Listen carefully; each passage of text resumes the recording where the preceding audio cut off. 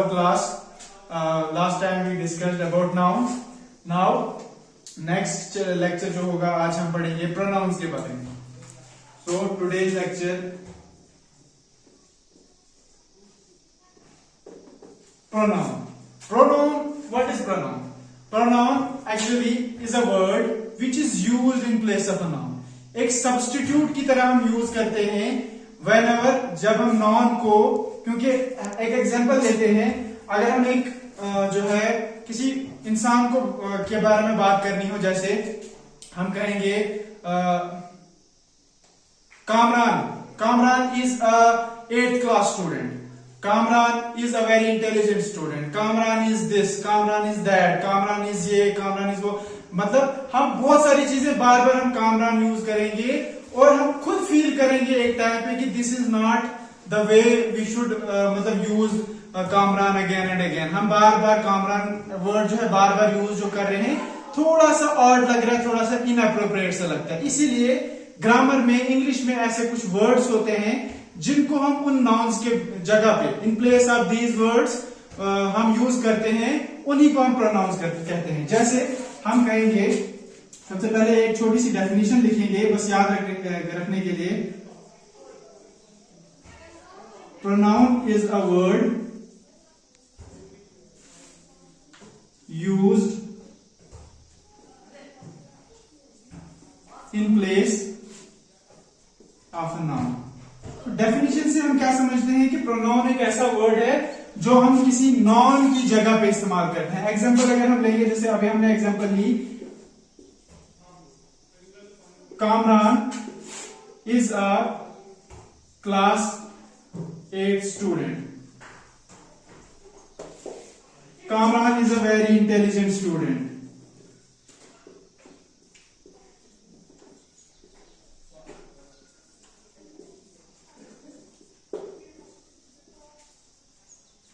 तो ऐसे करके Kamran is a tall boy. Kamran is a हम कहिए Kamran lives there, Kamran comes from there. तो ऐसे करके जब हम बहुत सारे एक जो है सीक्वेंस में एक वो नेम बार बार यूज करते हैं, तो वो इनअप्रोप्रिएट सा लगता है बोलने में भी और लिखने में भी. इसीलिए हम कुछ ऐसे वर्ड्स यूज करते हैं जो जिनको हम रिप्लेस करते हैं किनकी जगह पे, उस नाउन की जगह पे. जैसे Kamran is a class 8 student, तो हम यहाँ पे यूज कर सकते हैं एक ऐसा वर्ड जो इसको रिप्लेस करे कामरान को, और that word would be he. He is a very intelligent, क्योंकि अब ये ही जो है किसको डिनोट करेगा? कामरान को. अब ये जो है ऊपर जो हमने पढ़ा, pronoun is a word used in place of a noun. तो कामरान, अगर हम यहां पे कामरान यूज करेंगे तब भी ये मीनिंग सेम रहेगा, ही यूज करेंगे तब भी मीनिंग सेम रहेगा. तो यहां पे इसको ही यूज करने से कोई मीनिंग चेंज नहीं होगा, because it is the same meaning. मतलब इससे हमें सेम मीनिंग मिलता है क्योंकि हमने ही वर्ड जो यूज किया, इट इज अ प्रोनाउन. तो pronoun is a substitute word for noun. तो ये हो गया. अब हम कुछ टाइप्स पढ़ते हैं. कुछ प्रोनाउंस की कुछ टाइप्स होती हैं जो हमें इंपॉर्टेंट रहती हैं हमें इंग्लिश में. पहली टाइप हम लेते हैं personal pronoun.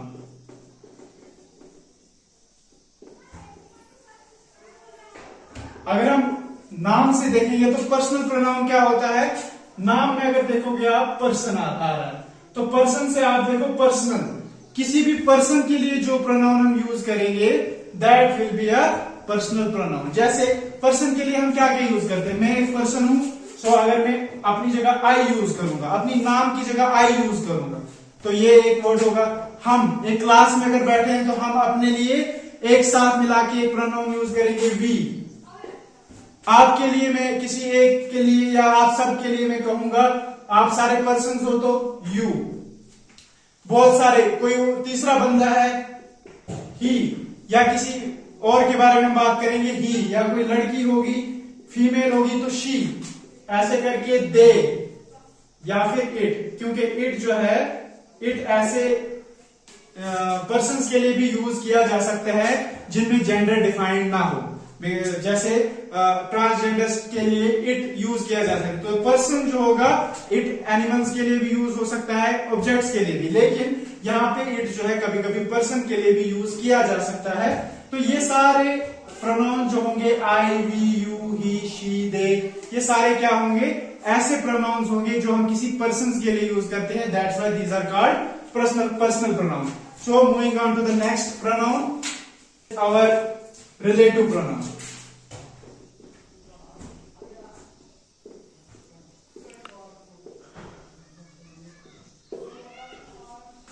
What is relative pronoun?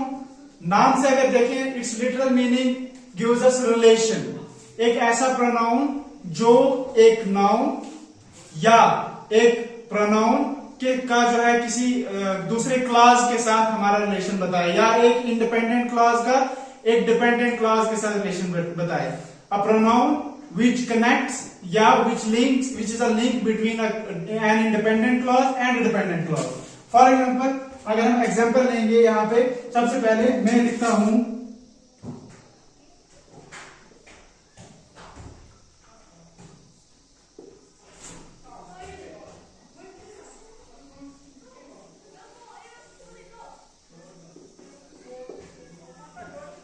Mohammad Ziaul हक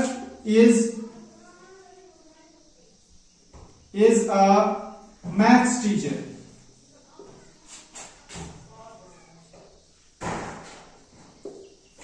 Is a math teacher. और इसके साथ ये हो गया एक सेंटेंस. इसके साथ अगर हम कहेंगे he teaches us geography also.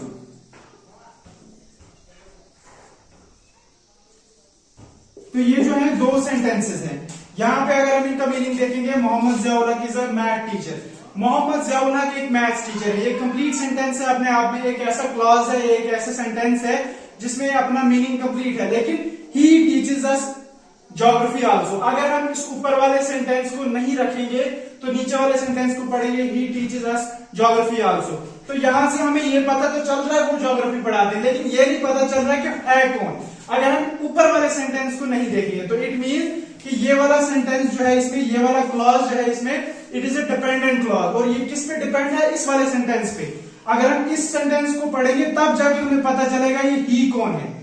ये प्रोनाउन जो हमने ही यूज किया, ये तब पता चलेगा ये ज्योग्राफी कौन पढ़ाता है, जब हम देखेंगे ऊपर वाले सेंटेंस को. इट मीन्स ऊपर वाला सेंटेंस जो है इट इज एन इंडिपेंडेंट. इसका मीनिंग अपने आप में कंप्लीट है. Mohammad Ziaul Haq is a math teacher, complete अपने आप में मीनिंग है. ज़ियाउल हक एक मैथ टीचर है. लेकिन नीचे अगर हम देखेंगे he teaches us geography also, वो हमें ज्योग्राफी भी पढ़ाते हैं. तो अगर ऊपर वाले सेंटेंस को इग्नोर करके हम कंप्लीट मीनिंग नहीं मिलेगा, बिकॉज ही हमें पता नहीं चलेगा ही कौन है. तो इसीलिए ऐसे सेंटेंसेस में जहां पे एक इंडिपेंडेंट क्लॉज हो, एक डिपेंडेंट क्लॉज हो, उनको हम जोड़ने के लिए ऐसे यूज कर सकते हैं. मोहम्मद ज़ियाउल हक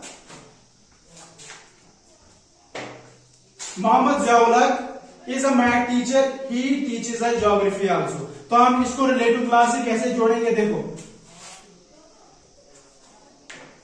मोहम्मद ज़ियाउल हक, ये फुल स्टॉप हटा के ही हटा के, Mohammad Ziaul Haq who is a math teacher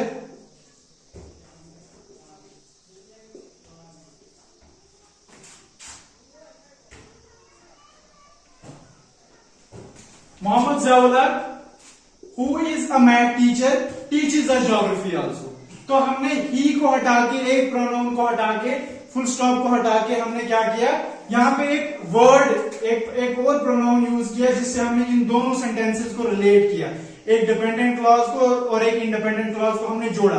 तो क्या बना, हु लगाया. मोहम्मद ज़ियाउल हक जो एक मैथ टीचर है, teaches us geography also, geography भी पढ़ाते हैं. मोहम्मद ज़ियाउल हक जो एक मैथ टीचर है, ज्योग्राफी भी पढ़ाते हैं. तो ऐसे करके हम बहुत सारी एग्जांपल्स इसमें ले सकते हैं. जैसे ये होगी एक, जैसे एक एग्जांपल लेते हैं कुछ. एक देखो रिलेटिव ये जो है प्रोनाउंस हैं बहुत किस्म के. ये तो एक हो गया हु हमने किसके लिए रेफर करते हैं, किसी पर्सन के लिए. एक आता है व्हेन होता है टाइम के लिए. एक आता है वेयर, प्लेस के लिए.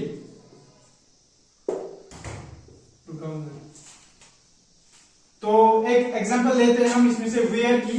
देखो वेयर कहां पे यूज होगा, जैसे हम एक सेंटेंस लिखेंगे, the park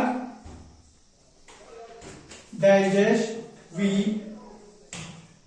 met first time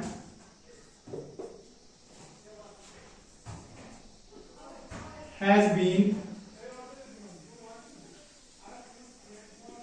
renovated now।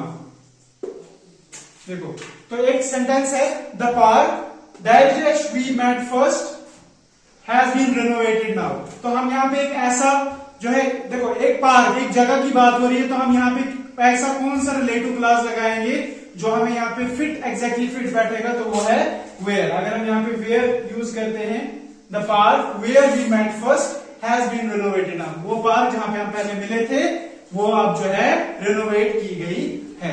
ऐसे करके बहुत सारे सेंटेंस, जैसे the car which was stolen last night has been found in the, देखो विच यहां पे कौन सा रिलेटिव क्लॉज यूज हुआ,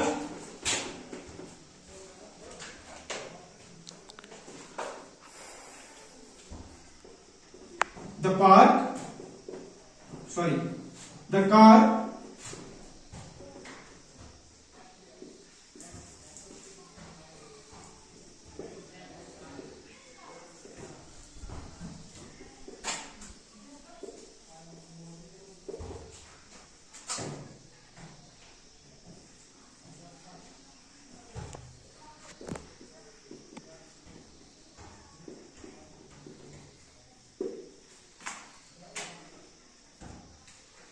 The car that was stolen last night was found in the river।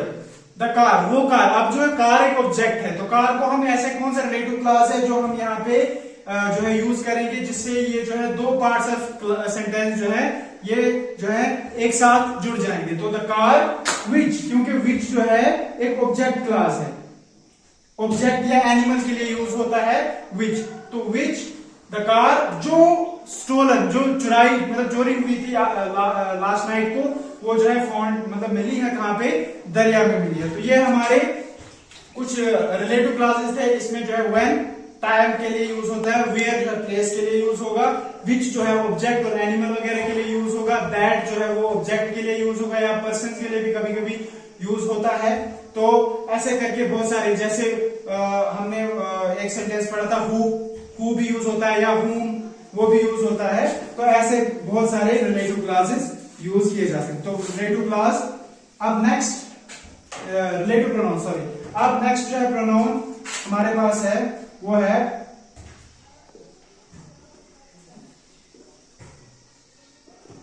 Demonstrative pronoun. तो demonstrative pronoun क्या होता है, अगर हम इसके मीनिंग को देखें, लिटरल मीनिंग को देखें, तो डेमोन्स्ट्रेशन का मतलब होता है कुछ शो करना, कुछ दिखाना। तो डेमोन्स्ट्रेशन से यहाँ पे मतलब है कुछ चीज की तरफ इशारा करना, कुछ कोई चीज जो है इंडिकेट करना, आइडेंटिफाई करना। तो यहाँ पे अगर डेमोन्स्ट्रेशन से हम देखें, demonstrative pronouns are those pronouns which are used to denote, to indicate a noun, या किसी चीज के बारे में या किसी नाउन के बारे में जब हम इंडिकेट करते हैं तो हम वहां पे जो है उन प्रोनाउंस को क्या कहते हैं, डेमोन्स्ट्रेटिव प्रोनाउंस। एग्जांपल के लिए अगर हम देखें, जैसे जब मैं कहूंगा ऐसे करके, this is my phone, this is my pen, this, तो मैंने यहां पे दिस किसी चीज को इंडिकेट किया। जैसे मैं कहूंगा that is my brother who saved the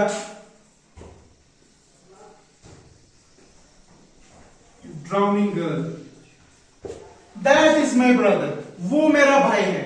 तो मैंने यहां पे किसी पर्सन या किसी नाउन की तरफ इंडिकेशन दी कि वो मेरा भाई। जब किसी चीज हम शो करते हैं ना, कोई चीज इंडिकेट करते हैं किसी चीज की तरफ, तो वो क्या हो जाता है, डेमोन्स्ट्रेटिव प्रोनाउन। जैसे that is my brother who saved the drowning girl, वो मेरा भाई है जिसने डूबती हुई लड़की को बचाया। तो यहाँ पे आगे जो है सेंटेंस का मतलब ज्यादा हम जो है कोई इंपॉर्टेंस नहीं है, जो मेन इंपॉर्टेंस है वो है दैट। ये दैट किसके लिए यूज हुआ, किसी इंसान की तरफ या किसी नाउन की तरफ हमने इंडिकेशन दी, क्योंकि हमने पहले ही पढ़ा प्रोनाउंस क्या होते हैं जो हम किसी नाउन के लिए यूज करते हैं। तो हम यहाँ पे अगर हम नाम ले किसी का, जैसे मैं भाई का नाम लेता हूं, जैसे Sameer is my brother who saved the drowning girl. Sameer मेरा भाई है जिसने ड्राउनिंग गर्ल को बचाया। तो समीर को अगर हम निकाल के दैट लगाए कोई फर्क नहीं पड़ेगा। That is my brother who saved the drowning girl, वो मेरा भाई है जिसने डूबती हुई लड़की को बचाया। तो ऐसे करके डेमोन्स्ट्रेटिव प्रोनाउन जैसे दैट यूज किया जाता है, दिस यूज किया जाता है, एक और दीज, कोई बहुत सारे पर्सन्स या बहुत सारे ऑब्जेक्ट्स या बहुत सारे एनिमल्स, कुछ भी नाउन बहुत सारे जो है नजदीक में बैठे नजदीक में होंगे तो उनके लिए हम दीज यूज कर सकते हैं, डेमोन्स्ट्रेट करने के लिए, इंडिकेट करने के लिए, इशारा करने के लिए उनकी तरफ। या उसके बाद क्या होगा, दोस्त भी हो सकता है। तो ऐसे ये ऐसे प्रोनाउंस हैं जो टू इंडिकेट टू समथिंग। तो उसके बाद आता है next pronoun, next type of pronoun हमारे पास रिफ्लेक्सिव प्रोनाउन।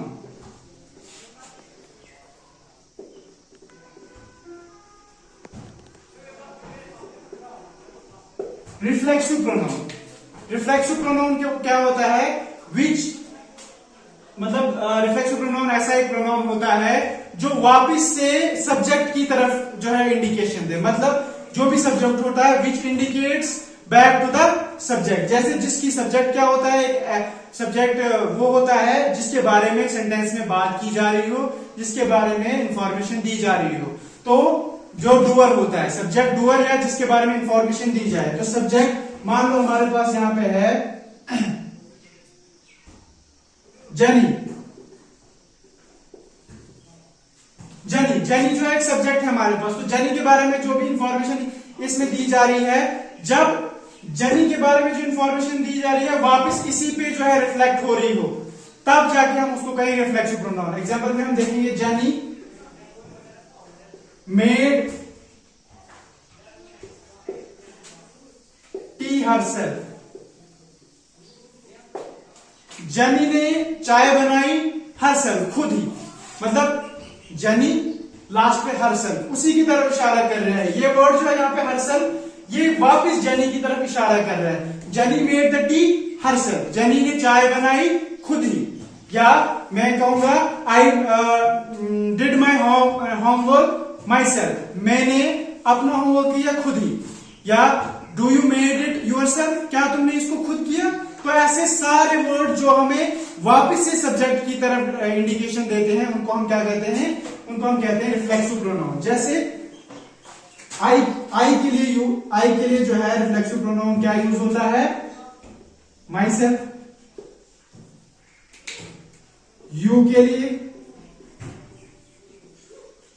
Your self. ही के लिए himself, she के लिए herself, we के लिए ourself या ourselves, they के लिए themselves। तो ऐसे बहुत सारे वर्ड्स हैं, ये जो सारे वर्ड्स हैं इनको हम रिफ्लेक्सिव प्रोनाउंस कहते हैं, because these give indication back to the subject. जिसके बारे में बात हो रही है वापस उसी की तरफ इंडिकेशन देते हैं कि जो भी सब्जेक्ट में ये सेंटेंस में बताया जा रहा है वो वापस से उसी की तरफ इंडिकेट करता है। तो ये हो गया हमारे reflexive pronoun. Now next type of pronouns हम डिस्कस करते हैं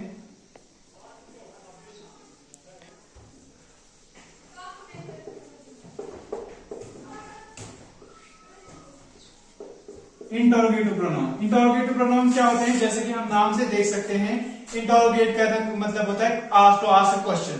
तो वो प्रोनाउन जो हमें किसके लिए यूज होते हैं, क्वेश्चन पूछने के लिए, टू आस्क अ क्वेश्चन। जैसे अगर हम एग्जांपल ले, जैसे व्हाट इज योर नेम। तो ये जो व्हाट यूज हमने किया, ये क्या है, this is called an interrogative pronoun, because यहाँ पे हमने व्हाट यूज किया क्वेश्चन पूछने के लिए। अगर हम ये व्हाट हटा के देखो, पहले इस डेफिनेशन में हमने पढ़ा है कि pronoun is a word which is used in place of a noun. अगर हम इसको हटा के यहां से क्वेश्चन मार्क हटा के यहाँ पे लिखेंगे सैम, या यूर भी रख सकते हैं, Sam is your name, Sam तुम्हारा नाम है। सैम को हटाएंगे क्योंकि place in place of a noun use होता है, तो सैम को हटा के हम व्हाट अगर लगाएंगे, हो गया ना, in place of a noun. Sam एक नाउन था, नाउन की जगह हमने व्हाट लगाया, बन गया एक इंटरोगेटिव जो है एक क्वेश्चन बन गया, और साथ में ये जो है व्हाट बन गया एक इंटरोगेटिव प्रोनाउन। एक सैम की जगह लगा, सैम की जगह हमने यूज किया what, that is what is an interrogative pronoun. ऐसे करके आप मतलब हमारे पास कितने सारे क्वेश्चंस, जैसे क्यों, व्हाई आर यू हियर, तुम यहाँ क्यों आए हो, या when are you going to Jammu, तुम जम्मू कब जा रहे हो, where do you went at picnic last month, तुम लास्ट मंथ पे पिकनिक कहाँ गए थे,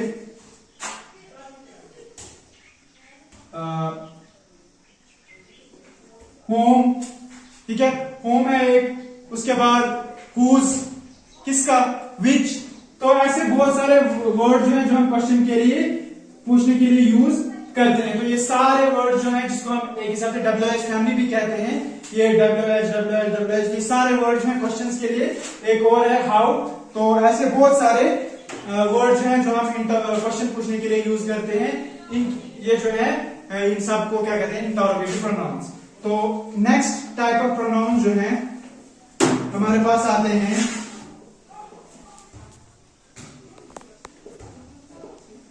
इंडेफिनिट प्रोनाउंस।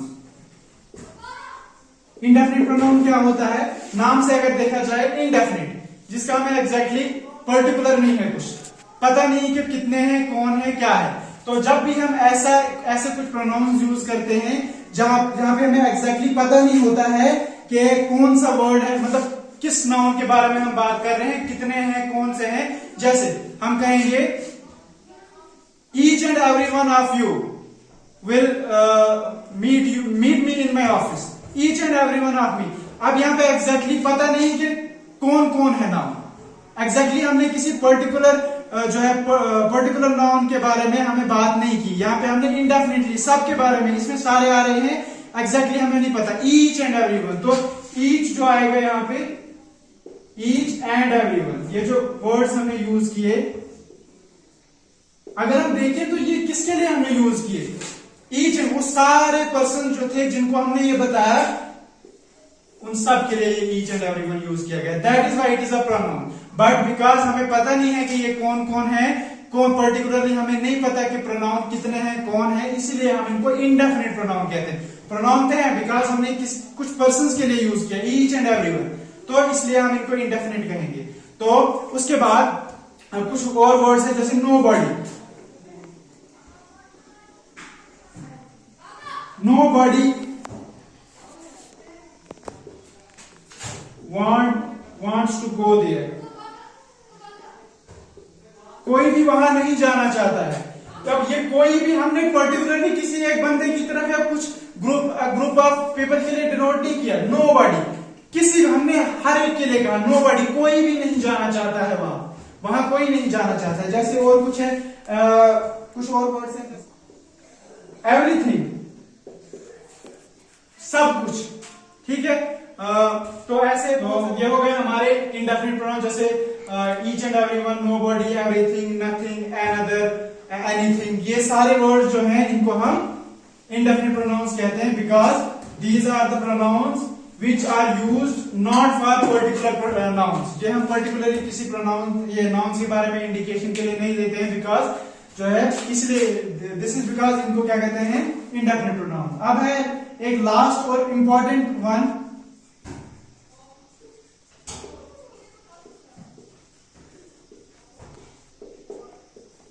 Possessive pronoun. तो नाम से हम देख सकते हैं, लिटरल मीनिंग इसका पोजेसिव से निकलता है, ये निकलता है पोजेशन से। पोजेशन मतलब कुछ बताना, कुछ पोजेस करना, ऑन करना कोई चीज। जब कोई चीज किसी की होती है, अपनी होती है, किसी की भी, जब हम उसको ऑनरशिप बताएं उसकी कि ये कोई चीज किसी की है, तब हम उसको हम पोजेशन कहते हैं। तो ऐसे प्रोनाउंस जो हम पोजेशन को दिखाने के लिए यूज करते हैं उसको हम कहते हैं पोजेसिव प्रोनाउन। जैसे अगर मैंने ये कहना हो कि ये मेरा पेन है तो मैं कहूंगा एग्जाम्पल आई माइन, जैसे दिस फोन इज माइन, उसके बाद ही, दिस इज हिज रिंग, तो ये हमने उसका बताया, ये उसकी रिंग है। शी का आएगा हर, ये उसकी बुक है। या जैसे उसके बाद है देयर। तो ऐसे वर्ड जो होंगे माइन, इज, हर, देयर, ये पोजेशन के लिए, पोजेशन को बताने के लिए यूज किया जा रहा है। बिकॉज माइन ये मेरी है, हिज ये उसका है, ये उसकी है, ये उनका है या ये उनके हैं, कुछ भी ऐसा करके ऐसा sentence. These are her friends, these are her friends, तो ये जो है सारे ये वो इसकी फ्रेंड्स है। या ऐसे करके बहुत सारे वर्ड जो होंगे जब भी हम पोजेशन को बताने के लिए यूज करें उनको हम कहेंगे पोजेसिव प्रोनाउंस। That's all. अगर कुछ छूट गया हो तो नेक्स्ट क्लास में डिस्कस करेंगे। तो that's all for today. Thank you.